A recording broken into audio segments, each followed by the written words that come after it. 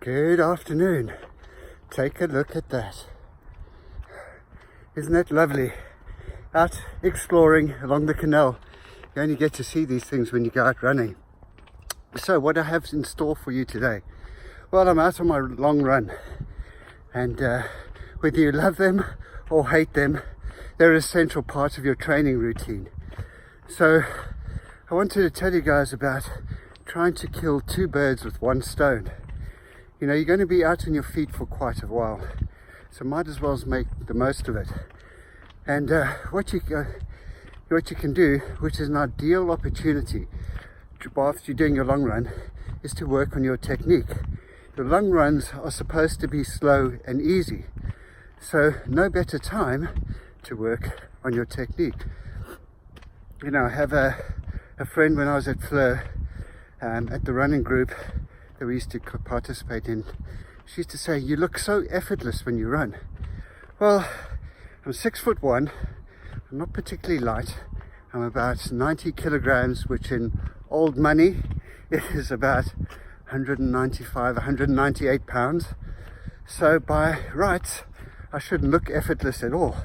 But I work on technique, and that starts with loads of different things. You break down your run into different areas. The first one I suggest for you guys to do is look at running on your forefoot. What I mean by that is everybody these days lands on their nice cushy heels that they've got on their running shoes, and if you take your running shoes off, you'll find that it's not easy to land on your heels because you're not designed to run that way. So I wouldn't suggest just changing immediately.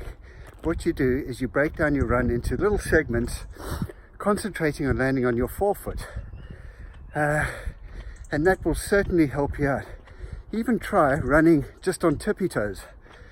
Strengthens your calves and a great way to improve your technique. Another one to move up from there is concentrating on your legs and your cadence. Cadence is very, very important. Doing long strides is going to take much more effort to cover the same distance than it would do to take much shorter steps. So practice your cadence, increase your cadence, concentrate for a minute or so, and try and increase your turnover rate. The other one that's really good is if you watch any good fast runner, Haile Selassie or Kipchoge or any one of those guys, you'll notice one thing: their heel kicks back all the way up really high. I mean, right up towards their bum. So practice that, and whilst you're doing that, practice feeling light. It's really essential. I see some people shuffling along, they look heavy, they look exhausted. When you do this technique, try to feel light on your toes, lift your legs up, and you'll find that it starts to help. The other one, moving up your body, is to concentrate on your breathing. Take a look at how you're breathing. Are there heavy breaths? I see some people breathing in and out so quickly, I don't even know how they don't get a head rush. But relax your breathing. Look at that. Concentrate on your breathing. Moving further up your body, doing another set of strategies is relax your arms. Have you ever seen runners that look like Tyrannosaurus Rexes? They run like this, with their arms high up, really tight, tense. What you want to do is you want to drop your arms and relax. You want them to be passing your hips.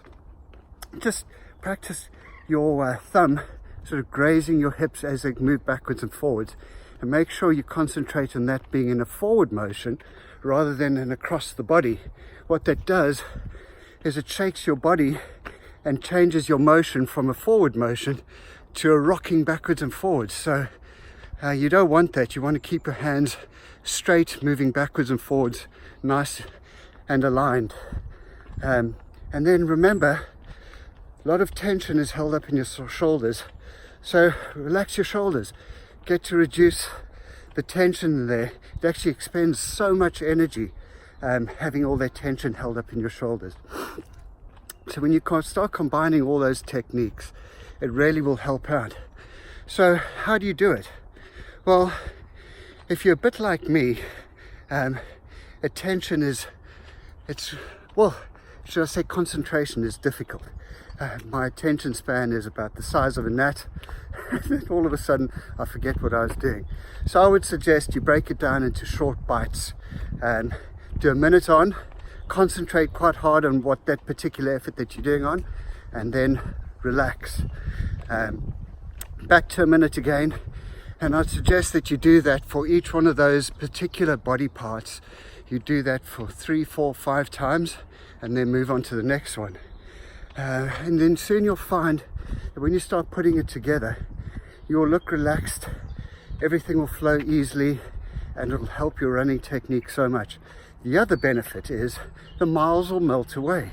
You'll find that you've done an hour running and you wouldn't have even noticed that you were out for a run.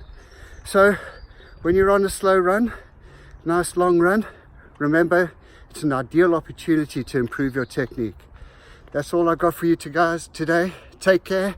Cheers. See you soon.